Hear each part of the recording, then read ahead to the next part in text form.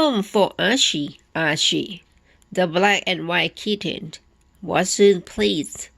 His owner, Bess, hadn't given him his favorite fish for breakfast.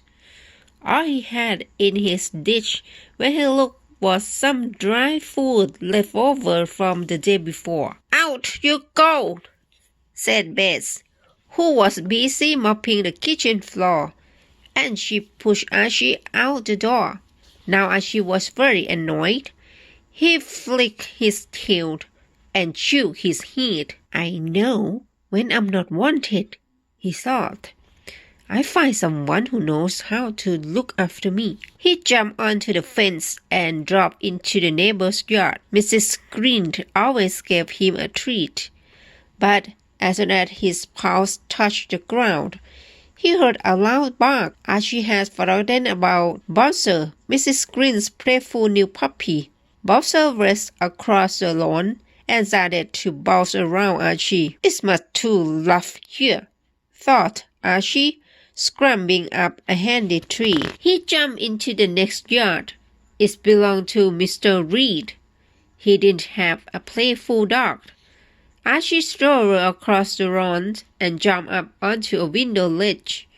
He was just about to squeeze through the open window when he heard a squawk followed by, "Who's a pretty boy?"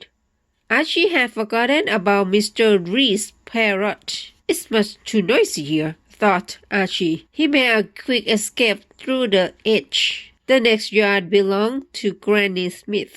She lived by herself and didn't have any pets. "Meow!" called Archie. Granny Smith always had something nice to eat. "Kitty!" cried a little voice from inside. Archie stopped in his tracks as he heard the patter of little feet running along the hall carpet. "Oh dear!" Granny Smith's grandson was sitting. He always pulled Archie's tail. Archie decided to disappear before he got outside. Archie squeezed through a broken panel in the fence. The next yard was kind of overgrown. Some new people had just moved in, and Archie hadn't met them yet. He hoped they liked kittens. Archie strolled toward the house. He hadn't gotten far when he heard a hiss behind him.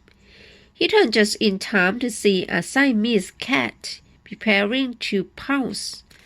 Archie, who knew better than to get to a fight with a Siamese, didn't stop to say hi. He flew through the grass, leaped onto the fence, and ran as fast as his paw would carry him.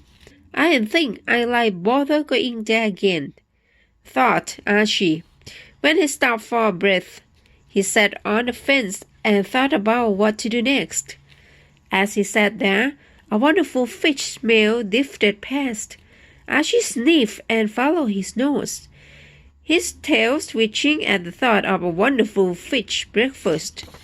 Archie wandered past yard after yard where children screamed, birds quacked, dogs barked, and cats wailed. At last, his nose gave an extra big twitch. He stopped at a yard that was wonderfully quiet.